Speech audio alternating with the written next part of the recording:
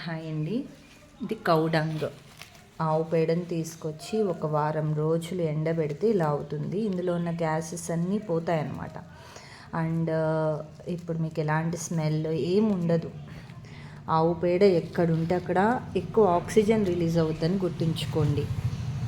And ఇవి flower petals. రోజు మా వీధిలో వడిలిపోయిన రాలిపోయిన ఫ్లవర్స్ తీసుకుని వచ్చి ఇలా ఎండబెడతా. అండ్ వేపాకు, కొంచెం తులసి కూడా, తులసి ఎక్కువ కొయ్యనివ్వరు. తులసి వేపాకు కలిపి అండ్ ఫ్లవర్ పెటల్స్ కలిపి ఇలా చూర్ణం చేస్తాను. ఆ తర్వాత ఇందులో గుగ్గిలం, సాంబ్రాణి, కొంచెం జటామాంసి కలిపిన పౌడర్, జస్ట్ వీడియో కోసం కొంచెం కొంచెం పెట్టాను, చందనం పౌడర్. అండ్ ఇంకా ఒక 2-3 ఐటమ్స్ వేస్తాను. చింతగింజల పౌడరు అలా వేస్తాను. సో ఇవి ఇంకా చాలా దీని వెనకాల చాలా కష్టం ఉంటుంది. వీటిని ఒక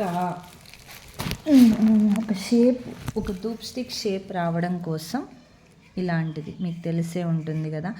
ఇవన్నీ ఒక బౌల్లో వేసుకొని కొంచెం మన గంగాజలం ఉంటుంది లేదా రోజ్ వాటర్ కానీ పోసుకొని మనం ఏదైతే ముద్దగా అవుతుందో ఆ ముద్ద వచ్చే వరకు వచ్చేసి ఇందులో పెట్టాలి. ఇందులో డిప్ చేసి తర్వాత మనం ఒక కడ్డీ లాంటిది తీసుకుని ఇలా బయటకు తోయాలి. అండ్ స్ట్రాని కూడా యూజ్ చేయొచ్చు. ఇంతవరకు ఇంత కష్టపడితే వచ్చేవి నాకు ఈ ధూప్ స్టిక్స్. చూసారా పేడ ఎలా ఉన్నాయి? ఈ రెండు ఒకటే రంగులో ఉన్నాయి చూడండి, సేమ్ రంగులో ఉన్నాయి. అందుకే చెప్తాను, ఆవు పేడ రంగులో ఉన్నవే కొనండి, అంతకు మించి ఏమీ కొనొద్దు. అలాగే ధూప్ స్టిక్స్ ఇవేమో సాంబ్రాణి కడ్డీలు అంటారు, మీకు తెలిసే ఉంటుంది. ఇది కొంచెం కష్టం అండ్ కొంచెం కాస్ట్ కూడా ఉంటుందన్నమాట. ఒక్కొక్కటి 7-8 రూపీస్ పడుతుంది. చూడండి బ్రేక్ అయింది కొంచెం, కానీ ఇది మొత్తం బర్న్ అయిపోతుంది.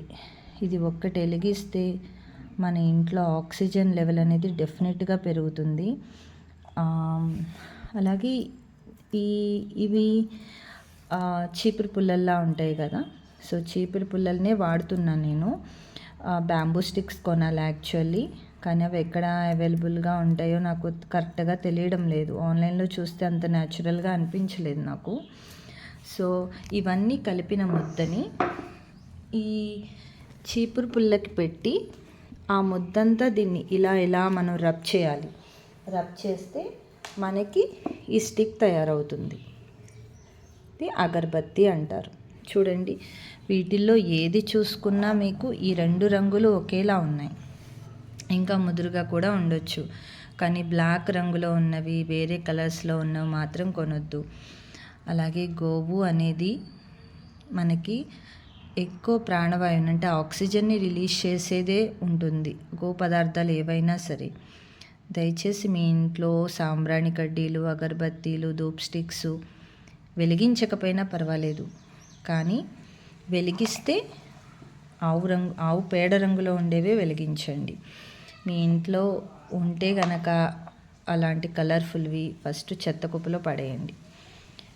నేను ఇక్కడే కొనమని అనడం లేదు, ఇక్కడ కొనేవాళ్ళు ఇక్కడ ఉంటారు, కానీ నాకు ఇవన్నీ చూపించాల్సిన అవసరం లేదండి.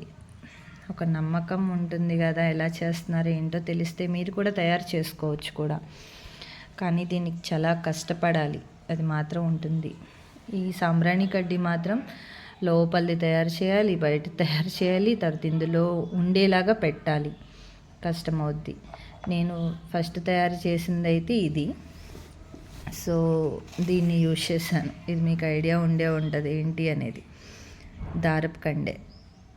Thank you. కొంటే ఆవు పేడవి కొనండి, లేకపోతే వద్దు.